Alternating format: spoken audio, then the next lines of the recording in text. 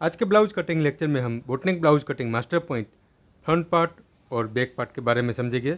यहाँ पर लिखा हर पॉइंट को पहले समझ लेते हैं। सबसे पहले बेसिक फ्रंट और बैक पार्ट कटिंग करने के बाद ही उसमें से बोटनेक शेप कन्वर्ट करना होता है।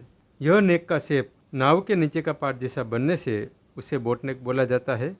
अंग्रेजी भाषा में नाव को बोट कहते हैं। बोटनेक बनाने के लिए गले की ब्रॉडनेस कितनी रखनी है वह पहले से नक्की नहीं करना होता है, क्योंकि हर कस्टमर का शोल्डर का बॉडी माप छोटा बड़ा होता है, इसलिए ब्रॉडनेस का चौकस माप नक्की नहीं कर सकते। परंतु शोल्डर पार्ट कितना इंच रेडी रखे यह नक्की करना होता है। जैसे कि रेगुलर बोटनेक में 2 इंच शोल्डर पार्ट रेडी रखना होता है और कम से कम आधा इंच तक शोल्डर पार्ट रेडी रखना होता है। परंतु कस्टमर की इच्छा अनुसार 2 इंच से भी ज़्यादा शोल्डर पार्ट रेडी रख सकते हैं।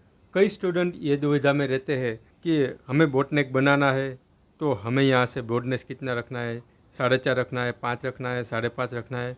तो यहाँ पर पॉइंट में समझाया वैसे हमें गले की तरफ से ब्रॉडनेस नक्की नहीं करना होता है। जो कस्टमर का शोल्डर का माप 15 इंच हो और उनको सिर्फ 2 इंच शोल्डर रेडी चाहिए तो बाहर की तरफ से ही 2 इंच कैसे रेडी आएगा वो गिनती करना होता है। बैक पार्ट में बोटनेक शेप के लिए सीधा मापते हुए 2 से 3.5 इंच तक कटिंग करना होता है। अपनी बॉडी पार्ट में शोल्डर तरफ का पार्ट उपसा हुआ होने से गला ढीला रहने की संभावना कम आती है। ये बैक पार्ट में समझे तो यहाँ से नापते हुए 2 से 3.5 इंच तक कटिंग करना होता है। कस्टमर के इच्छा अनुसार गले का डिप ज़्यादा बनाना हो तो बना सकते हैं। नेक्स्ट पॉइंट लिखा है फ्रंट पार्ट में बोटनेक शेप के लिए सीधा मापते हुए 2.5 से 4 इंच तक कटिंग करना होता है। बोटनेक कितना डिप बनाना है यह कस्टमर की इच्छा अनुसार नक्की करने के बाद ही कटिंग करना चाहिए, ताकि बाद में गला छोटा बड़ा करने के लिए रिपेयरिंग करने की ज़रूरत न रहे। परंतु कस्टमर की इच्छा अनुसार 4 इंच से ज़्यादा डिप बना सकते हैं और जितना डिप बोटनेक बनाते हैं वैसे बॉडी पर कपड़े का सपोर्ट कम होते रहने से गला ढीला बनने की समस्या आती है। ऐसी समस्या न आए इसलिए फ्रंट पार्ट के लिए थोड़े पॉइंट समझाया है, वैसे मार्किंग कटिंग करना जरूरी है। तो यहाँ से नापते हुए किसी कस्टमर को 2.5 इंच जितना बोटनेक चाहिए तो ये बोटनेक एकदम ऊपर की तरफ आ जाएगा। जैसे 4 इंच बनाएंगे तो ये एक रेगुलर बोटनेक बनेगा। अब नेक्स्ट पॉइंट लिखा है सबसे पहले शोल्डर और आर्मोल की ओर चौरस शेप का कटिंग करें और शोल्डर का पार्ट कितना रेडी चाहिए उसके अनुसार मार्क करें। जैसे हमने फ्रंट पार्ट लेक्चर नंबर 1, 2, 3 में समझा, ठीक वैसे ही यहाँ सबसे पहले चौरस कटिंग करना है और उसके बाद शोल्डर का पार्ट कितना रेडी चाहिए वैसे हमें मार्क करना होता है। अब नेक्स्ट पॉइंट लिखा है बोटनेक शेप एक्रॉस लाइन से ऊपर बनाना होता है, इसलिए सबसे पहले चौरस शेप का ड्रॉ करें, बाद में आर्म कर्व स्केल से बोटनेक शेप का मार्क करें, उसके बाद 0.25 इंच तक का मार्क करें और गले का मार्क से बाहर यानी अपनी तरफ थोड़ा ज़्यादा कटिंग करके बाद में टक्स को पैक करें और उसके बाद गले का फाइनल शेप का कटिंग करें। यह प्रोसेस करने पर आर्मल शेप की गोलाई थोड़ी बाहर की तरफ आ जाती है, इसलिए वह जगह पर फिर से व्यवस्थित शेप करके कटिंग करना रहेगा। जैसे deep neck blouse cutting master point front part number 1, 2, 3 में समझा, ठीक वैसे यहाँ पर हम टक्स लगाएंगे तो आर्मल का शेप बिगड़ता है तो वापस यहाँ से उसको सही करना रहता है। इस तरह प्रोसेस करने पर गला लूज नहीं बनता और शोल्डर का माप भी अंदर की तरफ आने पर माइनस हो जाता है, परंतु ब्लाउज पहनते समय यह मूल जगह पर आ जाता है। जैसे यहाँ पर टक्स लगेगा तो शोल्डर अंदर की तरफ आ जाएगा, लेकिन कस्टमर पहनेंगे तो ये वापस अपनी जगह पर आ जाएगा। ये वाला टक्स इसलिए लगाते हैं ताकि गला ढीला ना हो। आगे का पॉइंट समझते हैं। गले की तरफ यानी ये आर्मोल की तरफ टक्स लगाने की प्रोसेस करते हैं तब एपेक्स पॉइंट भी 0.25 इंच नीचे करना पड़ता है। जैसे एपेक्स पॉइंट बॉडी माप 10.25 है तो 0.25 नीचे करने पर 10.50 करना पड़ेगा। जैसे यहाँ पर 10.25 है तो अब 0.25 नीचे करेंगे तो अब ये 10.5 इंच पे रहेगा। अब एक्रॉस का माप घड़ी भाग में 1 पॉइंट से 0.25 इंच जितना कम रख सकते हैं। जैसे कि 6.25 एंड 1 पॉइंट घड़ी भाग में रेडी है तो उसमें से 1 पॉइंट कम करने पर 6.25 रेडी बनेगा और 0.25 कम करने पर 6 और 1 पॉइंट बनेगा। वैसे एक्रॉस लाइन से ऊपर की तरफ गला है तो यहाँ पर हमें 1 पॉइंट ही कटिंग करना रहता है, लेकिन इसके बावजूद भी अगर यहाँ पर क्रीज आ रही है तभी हमें अंदर की तरफ ज़्यादा कटिंग करना होता है।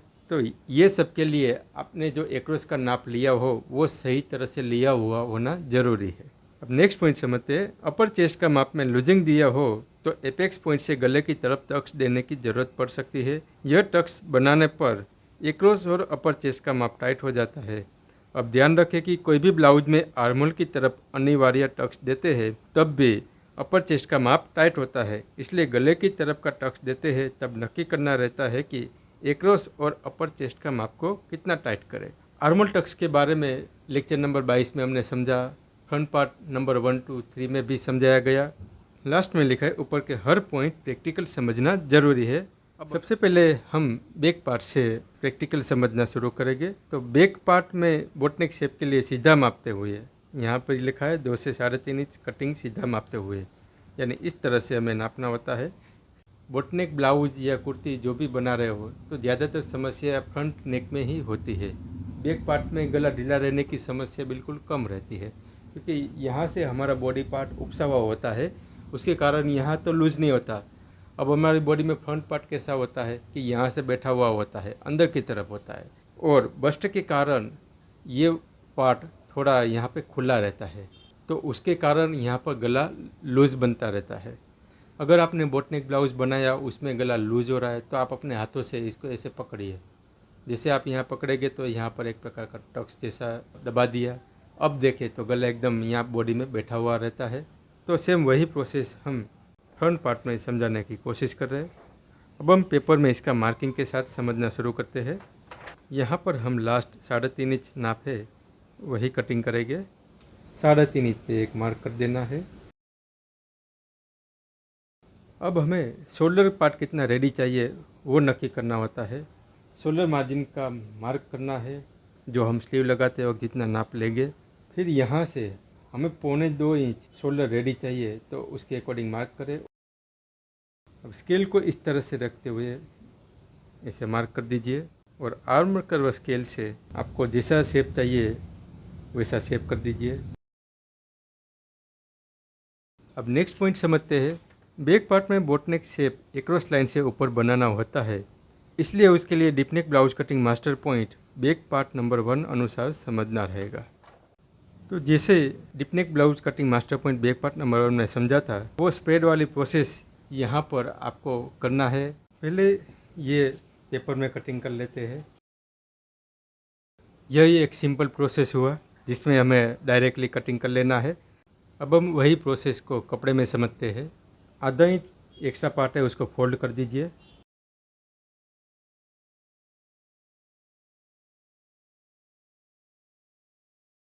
ये स्लीव का मार्जिन 1.75 इंच रेडी, और ये कटिंग करने वाला मार्क यहाँ से नापते हुए 3.5 इंच पर मार्क करें।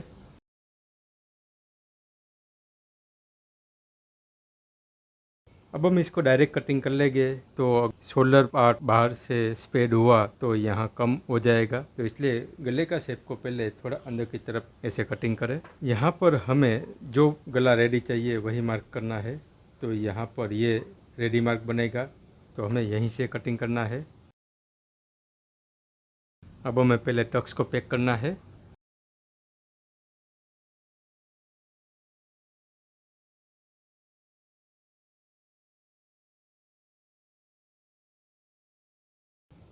अपर चेस्ट की लाइन की तरफ ये मिलाना है और यहाँ की तरफ पूरा मिलाना है।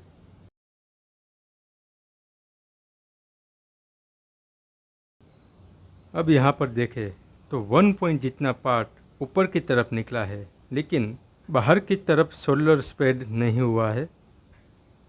तो ये 1 पॉइंट जितना बाहर की तरफ जो निकला है, स्प्रेड हुआ है ऊपर की तरफ, तो वो यहाँ पर इतना प्रॉब्लम क्रिएट नहीं करेगा कि जैसे यहाँ पर गला लूज़ हो जाए, शोल्डर एकदम ढीला बन जाए। लेकिन फिर भी एक अच्छा फिटिंग के लिए अगर आप इस तरह का प्रोसेस करेंगे तो वो सही ऑप्शन रहेगा। अब जो एक्स्ट्रा पार्ट है उसको कटिंग कर लीजिए। अब टक्स को ओपन करें और वापस सेट कर दीजिए। अब यहाँ से शोल्डर जितना रेडी चाहिए उसी तरह मार्क करना होता है। अब यहाँ पर जो रेडी चाहिए वही हमें कटिंग करना है। अब हमें मुख्य पार्ट का आधा इंच फोल्ड पार्ट ओपन करना है। अब यहाँ पर आधा इंच एक्स्ट्रा मार्क करके उसको कटिंग करना है और गले का मार्जिन 0.25 इंच मार्क करके कटिंग करें। तो इस तरह से ये बैक पार्ट बोट नेक का कटिंग फाइनल हो जाता है। इस तरह आप दोनों प्रोसेस कर सकते हैं, लेकिन ये वाला प्रोसेस सबसे ज़्यादा इम्पोर्टेंट रहेगा। अब हम फ्रंट पार्ट में बोट नेक के बारे में समझेंगे। हर ब्लाउज में आर्मल टक्स फर्जियत होता है। यहाँ पर पहले से आर्मल टक्स बना दिया है, अब हमें सिर्फ गले की तरफ ध्यान रखना है। यहाँ पर एक पॉइंट कटिंग करने से आर्मल राउंड भी एक पॉइंट बढ़ जाता है, जो हमने फ्रंट पार्ट नंबर 1 लेक्चर में समझा। बेसिक फ्रंट पार्ट में फ्रंट आर्मोल का नाप जितना हो उतना नाप यहाँ पर होना चाहिए। 7.75 एंड 1 पॉइंट यहाँ पर नाप है, तब यहाँ पर नापेंगे तो ये 8 इंच है, यानी एक पॉइंट बड़ा है, तो एक पॉइंट यहाँ ऊपर की तरफ से हमें कटिंग करना होगा। अब हमें यहाँ पर स्लीव मार्जिन का मार्क करके जितना शोल्डर रेडी चाहिए उस हिसाब से मार्क कर देना है। फ्रंट पार्ट में 2.5 से 4 इंच सीधा माप कटिंग करना होता है। यहाँ पर सीधा नापते हुए 4 इंच पर कटिंग मार्क करेंगे। अब जैसा चाहिए वैसा बोट नेक का शेप करें। कुछ बोट नेक में इस तरह डायरेक्ट भी ऐसे कटिंग करते हैं। आप जैसा शेप कटिंग करना चाहे वैसा पैटर्न के अनुसार आप कर सकते हैं। अब हमें यहाँ पर गले की तरफ टक्स लगाना है, जैसे इसमें समझाया है। एक क्रॉस लाइन से एक इंच ऊपर मार्क करके ये जो कोना है उसके साथ मिला दीजिए। अब यहाँ पर जो सिलाई लाइन है वहीं से 0.25 इंच का मार्क करना है।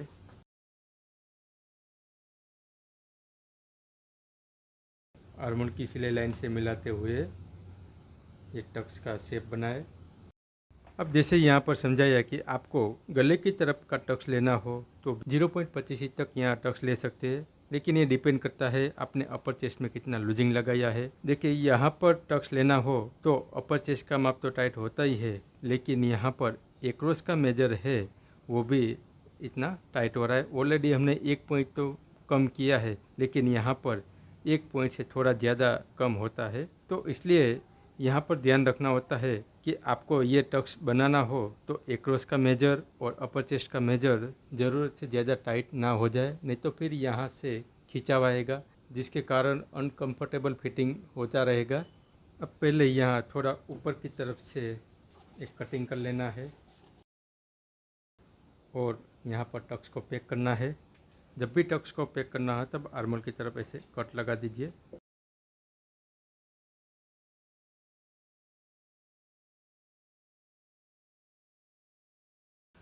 तो देखिए आर्मोल की तरफ टक्स लगाने से यहाँ का जो शेप है थोड़ा अनइवन हो जाता है, इसलिए इतना सा स्लाइड पार्ट हमें कटिंग कर देना होता है। अब टक्स लगाने के बाद जो कटिंग हम यहाँ से करने वाले थे, अब हमें 0.25 इंच नीचे की तरफ से कटिंग करना होगा। अब जैसे समझाया कि यहाँ पर आर्मोल राउंड एक पॉइंट बढ़ रहा था, तो अब ये यहाँ से इस तरह से मार्क करके कटिंग हो जाएगा। अब यहाँ से फाइनल मार्क करें।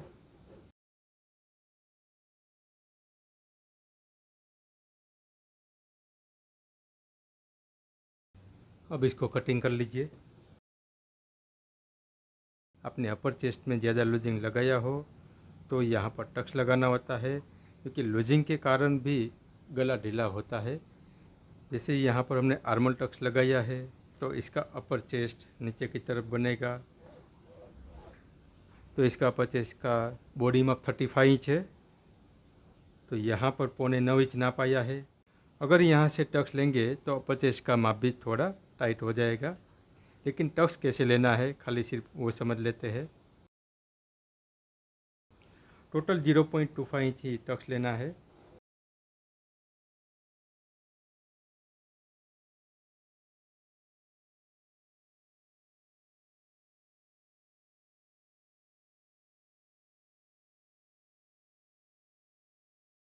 अब देखिए यहाँ पर अपर चेस्ट का नाप चेक करते हैं तो 1 पॉइंट टाइट हुआ है और एक्रॉस का मेजर यहाँ पर 6 इंच बन रहा है, यानी 12 इंच बन रहा है। जो बॉडी माप में फ्रंट पार्ट का एक्रॉस मेजर 12.75 इंच है। टक्स लगाने के बाद गले का शेप अनइवन हो तो उसको अच्छे से शेप करके कटिंग कर लीजिए। अब हमें इसको कपड़े में कटिंग कर लेना होता है।